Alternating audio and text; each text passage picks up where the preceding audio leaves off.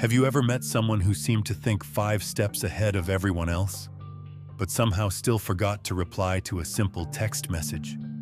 Someone who could solve complex problems, understand patterns instantly, predict outcomes before they happened, and yet struggle with small talk at a birthday party like they were decoding an ancient alien language? Today, we're talking about the psychology of people with extremely high IQ.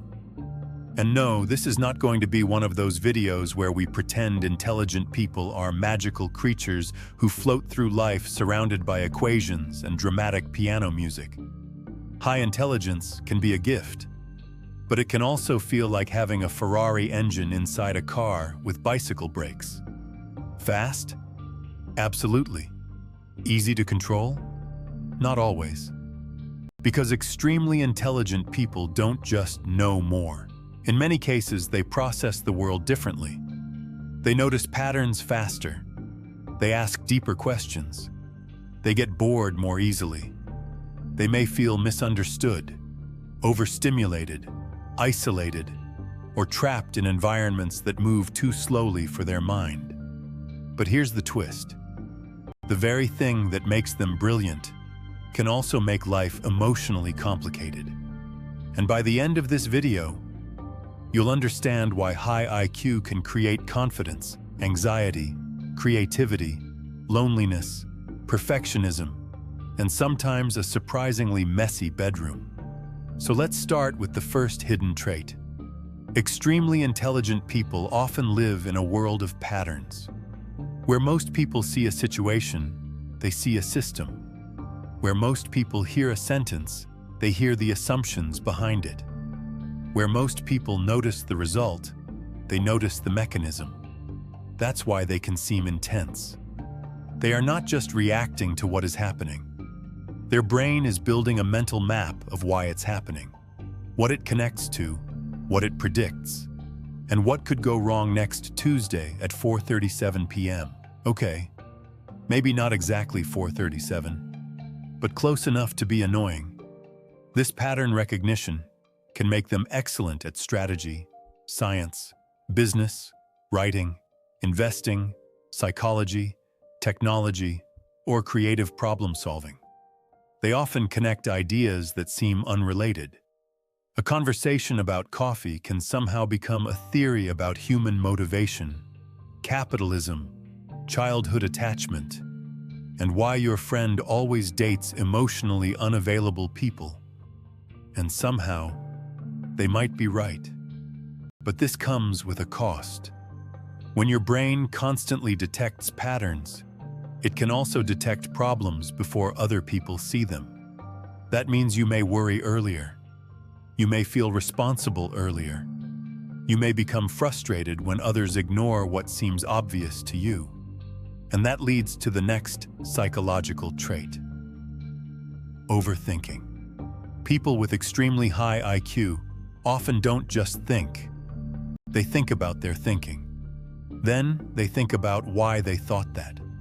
Then they wonder whether that thought was influenced by childhood, caffeine, or the fact that Mercury is allegedly in retrograde. Their mind has layers. This can create powerful self-awareness, but it can also become a mental labyrinth. A simple decision like, should I send this email, can become, what tone should I use? Will they misread it? Should I be warmer? But if I'm too warm, will it sound fake? If I'm too direct, will it sound cold? Why does communication require this much social choreography? And suddenly, sending one email feels like negotiating a peace treaty. This is why some highly intelligent people can appear indecisive. Not because they don't know what to do, but because they see too many possible outcomes. They are not choosing between option A and option B. They are choosing between option A, option B, option C, the long-term consequences of option B, the hidden emotional meaning of option C, and the possibility that the entire framework is wrong. Their brain is not lazy, it is overloaded. But here's where it gets even more interesting. High IQ does not automatically mean high emotional intelligence. This is one of the biggest myths. Someone can understand quantum physics and still have no idea how to comfort a crying friend without sounding like a malfunctioning customer service chatbot. Intelligence is not one single thing. Cognitive intelligence helps you analyze, solve, compare, calculate, and understand complex ideas. Emotional intelligence helps you read people, regulate feelings, communicate with empathy, and navigate relationships. Sometimes they overlap. Sometimes they don't. That's why an extremely intelligent person can be brilliant in private, but awkward in groups. They may understand human behavior theoretically, but real-time social interaction is messy. People interrupt. People contradict themselves. People say, "I'm fine," when they are absolutely not fine. And if you're highly analytical, that can be exhausting. Because social life is not always logical. It's emotional. It's symbolic. It's full of invisible rules nobody officially explains. For some high IQ people, this creates a strange experience. They can understand humanity from a distance, but feel confused by humans up close. And that's where loneliness can appear. Not because intelligent people are too good for others. That's arrogance, not intelligence. But because depth mismatch is real. If someone constantly wants to talk about ideas, systems, meaning, psychology, philosophy, or the future, it can feel isolating when most conversations stay at the surface. They may crave connection, but struggle to find people who enjoy the same level of intensity. Imagine wanting to discuss the architecture of consciousness, and everyone else just wants to talk about the weather. And listen, the weather matters. But after 3 minutes, their brain is quietly packing a suitcase and moving to another dimension. This doesn't mean they dislike people. In fact, many highly intelligent people deeply want connection. They just need conversations that feel alive. This is why they often bond through ideas. They may fall in love with someone's mind before anything else. A stimulating conversation can feel more attractive than a perfect photo. Curiosity becomes chemistry. And if you've ever been attracted to someone because they explained something beautifully, congratulations, your brain has expensive taste.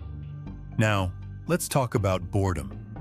For extremely intelligent people, boredom can be almost physically painful.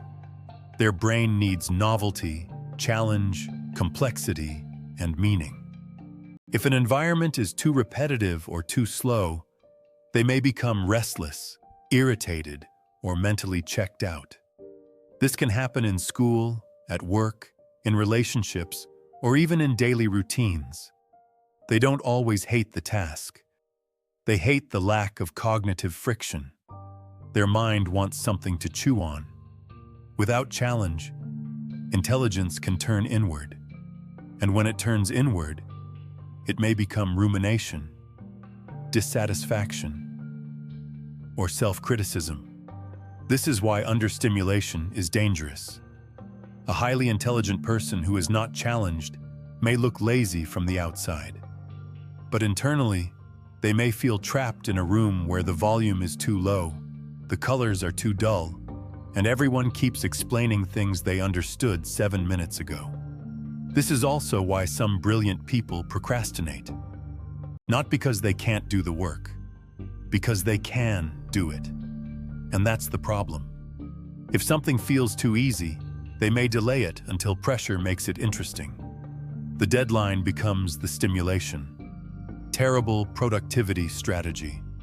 Very popular among people who say, "I work better under pressure," which is often just a fancy way of saying, "I accidentally turned panic into a management system." But procrastination can also come from perfectionism.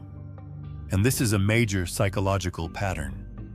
Many highly intelligent people grow up being praised for being smart.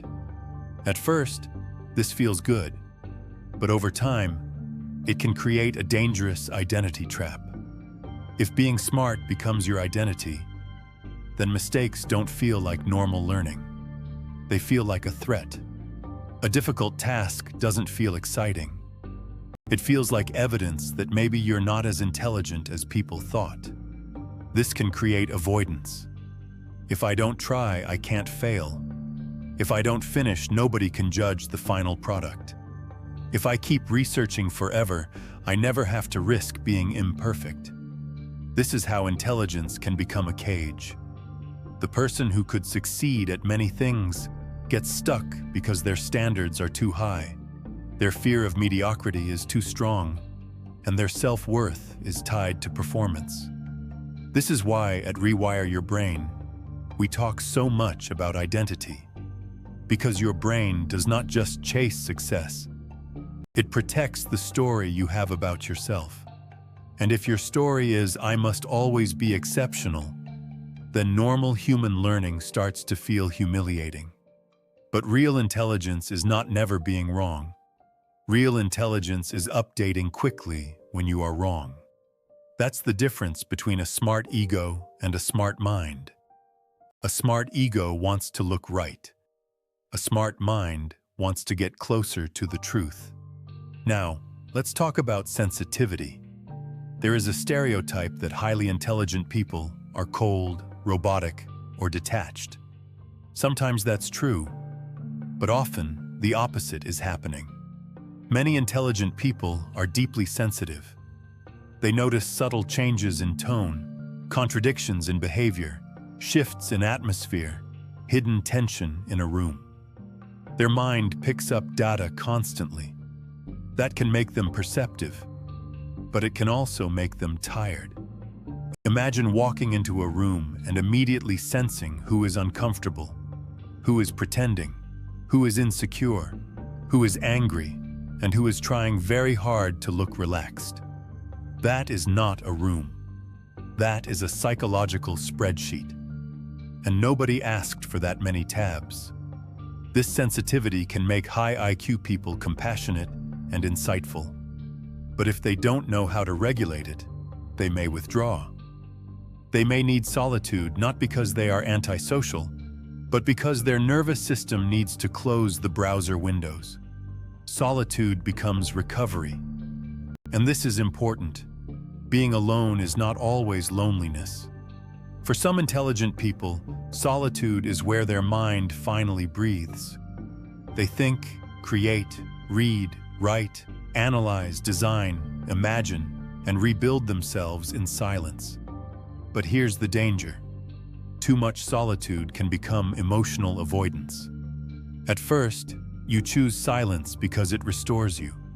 Then you choose silence because people feel unpredictable. Then you choose silence because connection feels inefficient. And before you know it, you've optimized your life so well that no one can reach you. That's not intelligence. That's self-protection wearing a lab coat. So what does a healthy, high IQ mind actually need? First, it needs challenge, not constant stress. Challenge. There is a difference. Stress says, you are not safe. Challenge says, you are growing. A highly intelligent person needs problems that stretch them, environments that respect their depth, and goals that are meaningful enough to activate their full attention. Second, they need emotional grounding. Because a fast mind without emotional grounding becomes a prediction machine for anxiety. The brain starts asking, what could go wrong? Then it answers itself with a 47-slide presentation. Grounding means returning to the body. Sleep, movement, breath, nature, real conversations, simple routines. Not everything can be solved by thinking harder. Sometimes the most intelligent thing you can do is stop analyzing and drink water. Revolutionary, I know. Third, they need humility. Not false modesty, real humility. The kind that says, my intelligence is useful, but it is not the whole universe. Because high IQ can help you understand systems, but it does not automatically make you wise, kind, disciplined, brave, or happy. Wisdom requires lived experience. Kindness requires emotional maturity. Discipline requires behavior.